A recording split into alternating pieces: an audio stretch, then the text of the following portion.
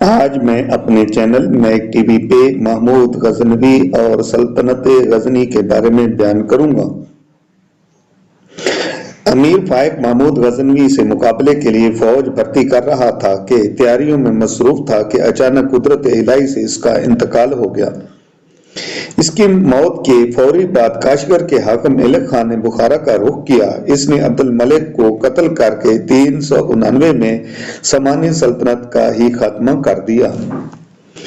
محمود غزنوی نے اس موقع سے صحیح فائدہ اٹھایا اور خراسان کا وہ علاقہ جو نوح بن منصور نے اسے انعام میں دیا تھا پھر واپس لیا، اسے اپنی سلطنت میں شامل کر لیا۔ اب خراسان سلطنت غزنی کا حصہ تھا۔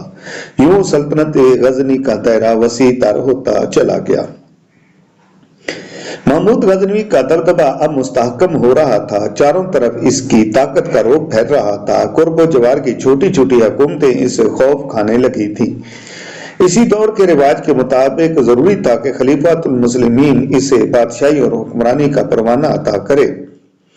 محمود غزنوی نے بھی اپنی حکومت اور سلطنت کی توثیق کے لیے اپنا سفیر بغداد بھیجا، جو خلیفۃ القادر باللہ کے لیے شاندار تحائف اور خلت لے کر گیا تھا۔ خلیفۃ المسلمین القادر باللہ نے بھی جواب میں خلت بھیجا اور سلطان محمود غزنوی کی امارت کا فرمان بھی جاری کر دیا۔ 390 ہجری وہ سن ہے جب محمود غزنوی نے ہرات پر قبضہ کیا اور سیستان کے حکمران خلف بن احمد کو اپنا خراج گزار بنا لیا۔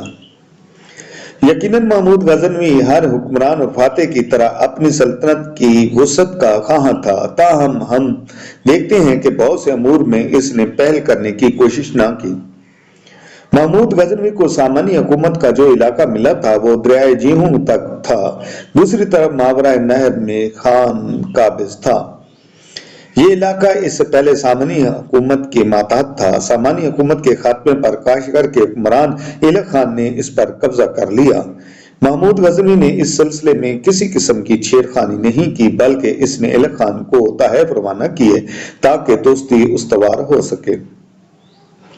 ایلک خان والی کاشغر نے خود چھیڑ خانی کا آغاز کیا اور حیرت ہوتی ہے کہ اس نے ایسا کس موقع پر کیا اور کتنے اہم رشتوں کو نظر انداز کر کے کیا۔ محمود غزنوی نے امام ابو طیب سہل بن سلیمان کو تحائف دے کر ایلک خان کے پاس بھیجا تھا۔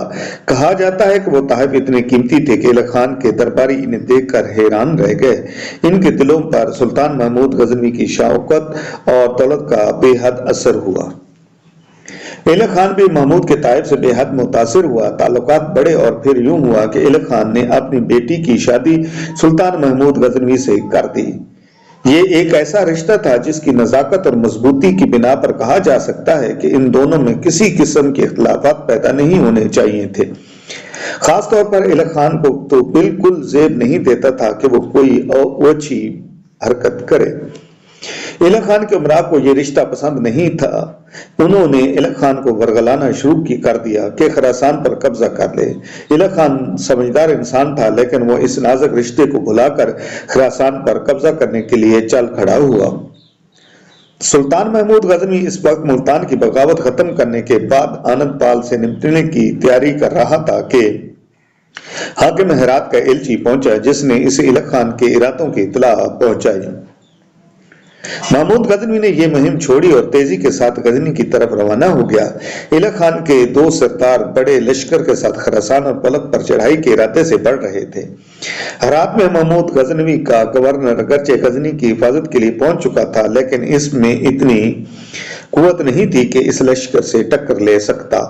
اس نے بڑی سمجھداری کا ثبوت دیتے ہوئے غزنی کے کچھ امراء اور معززین کو صلح کی صفائی کی بات چیت کرنے کے لیے بھیجا ہوا تھا کہ ایلک خان لشکر محمود غزنوی کی آمد تک حملہ نہ کر پائے۔ محمود غزنوی آندھی اور طوفان کی طرف پہنچا۔ غزنی میں دم لے کر اس نے اپنی فوج ترتیب دی اور بلخ روانہ ہو گیا۔ ایلک خان چاہتا تو اب بھی معاملے کو سنوار سکتا تھا، لیکن وہ بہکاوے میں آ کر اب بھی مقابلے کے لیے کھڑا تھا۔ محمود غزنی کی تیاریوں کی خبر پا کر اس نے خان شاہ چین سے مدد طلب کی، جو 5000 فوج لے کر فوراً اس کی مدد کے لیے آ گیا۔ बलख से 4 मील के फासले पर दोनों फौजों का मुकाबला हुआ। ये एक इंतहाई हौलनाक जंग थी। आम मुहावरे के मुताबिक खून की नदियां बहने लगी और सर कट कट कर गिरने लगे। सुल्तान महमूद गजनवी का भाई नसर, जो इस वक्त जरजान का हाकिम था, फौज के हौसले बढ़ा रहा था और महमूद गजनवी अपने भाई की मदद के लिए वहां मौजूद था। ये एक ऐसी खूनरेज और जबरदस्त जंग थी कि जिसके आगाज में ये अंदाजा लगाना भी मुमकिन न रहा था कि किसे फतह हासिल होगी या दोनों फौजें ही कट मरेंगी। इसी जंग की एक अहम बात ये थी कि ये तुर्कों से तुर्कों का मुकाबला था। लोहा लोहे से टकरा रहा था। दोनों तरफ के तुर्क कट रहे थे। जंग के बारे में कोई फौरी अंदाजा न लगाया जा सकता था कि फैसला किसके हक में होगा। ताहम जब जंग ने तूल खींचा तो इलख खान का पल्ला भारी नजर आने लगा। कहते हैं कि महमूद गजनवी सूरत हाल का बगौर जायजा ले रहा था। जब इसने जंग में फतह का झुकाव अपने हरीफ की तरफ देखा तो मैदान जंग में अपना सर बारगाह खुदावंदी में झुकाकर गिड़गिड़ाने लगा। इसकी दुआ पूरी हुई। इसने नई हिम्मत हासिल हुई जिसकी इस लम्हे इसे सख्त जरूरत थी। महमूद गजनवी ने घोड़ा छोड़ा और एक हाथी पर सवार हुआ। इसने इलख खान के कलब की तरफ अपनी फौज को हमला करने के लिए खुद रहनुमाई की। बपरे हुए हाथी ने इलख खान का अलम उठाने वाले को अपनी सूंड में लपेटा और सिपाहियों पर पल पड़ा। इन्हें रोंदता चला गया। इलख खान के फौजी इस मस्त हाथी, इस पर सवार महमूद गजनवी और इसके सिपाहियों के हौसलों के आगे कमजोर पड़े और पीछे हटने लगे, जिससे इलख खान की फौज के कलब में शिगाफ पैदा हो गया। सिपाहियों की एक बड़ी तादाद कुचली और रौंदी गई।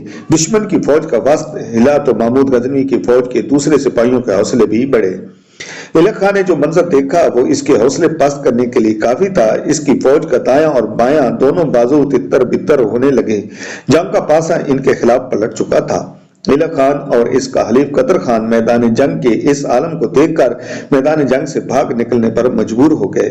अब मैदान में ठहरने का नतीजा उनकी मौत की शक्ल में भी निकल सकता था।